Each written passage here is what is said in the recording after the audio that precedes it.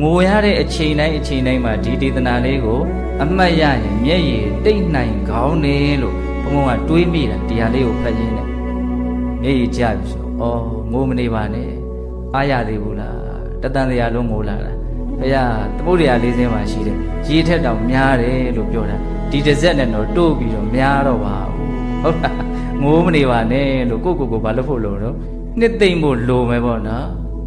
ဟုတ်လားဒီမှာမြတ်စွာဘုရားအဲ့ဒါလိုလေး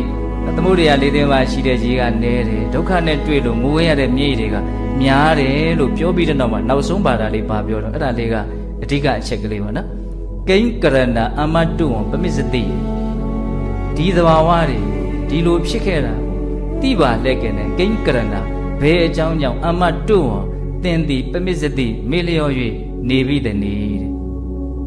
ဒါဒီအကြောင်းအရာတွေဘာလို့မေ့နေတာအဲ့တော့ဘုံဘုံကဖတ်ရင်းနဲ့စိတ်ထဲမှာတမျိုးလေးသဘောပေါက်သွားတယ်ဟုတ်တာပဲလို့ဒါတွေကိုမေ့နေလို့ဒါအခုကိစ္စတွေကိုအရေးကြီးထင်ပြီးတော့ငိုနေတာငကိုယ်တော့ကငိုခဲ့ရတဲ့ကိစ္စတွေငိုခဲ့တဲ့အနေအထားတွေကိုပြန်ပြီးတော့မြန်အမှတ်ရမယ်ဆိုရင်ဒီကိစ္စကဒီလောက်ငိုစရာကောင်းမှာမဟုတ်ဘူးကျတို့မေ့ခဲ့ကြတာနော်ငိုတော့တကယ်ငိုခဲ့ကြတာပဲနော်အရင်ဘဝကလည်းငိုခဲ့တယ်အရင်ဘဝကလည်း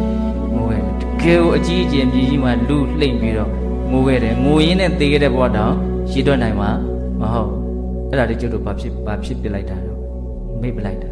နော်ပရိသေတွေနေတဲ့ကိစ္စအလွန်ဆင်းရဲတာသေတဲ့ကိစ္စကလည်းအလွန်ဆင်းရဲတာဆိုတဲ့အတွက်ကြောင့်ဘုန်းတို့ဘဝချသွားပြီဆိုတာနဲ့အရင်ဘဝကဘာတော့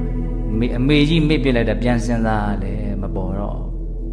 တကယ်လို့သာအရင်ဘဝငိုခဲ့တာတွေကိုမြန်ဘုန်းတို့ပြန်ပြီးတော့သိနိုင်မယ်မြင်နိုင်မယ်အမှတ်ရနိုင်မယ်ဆိုလို့ရှိရင်အများကြီးတန်ဝေကရနိုင်စရာအကြောင်းမရှိဘူးလားရှိတယ်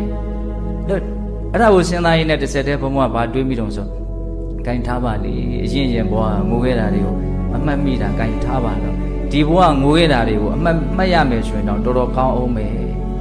ဒါလည်းယောဂီတို့ဘုံဘုံကကိုတွေးတာလေးကိုမျှဝေကြည့်တာပါဒီဘဝလည်းပဲချိန်မုံများဆိုငိုခဲ့ဘူးလား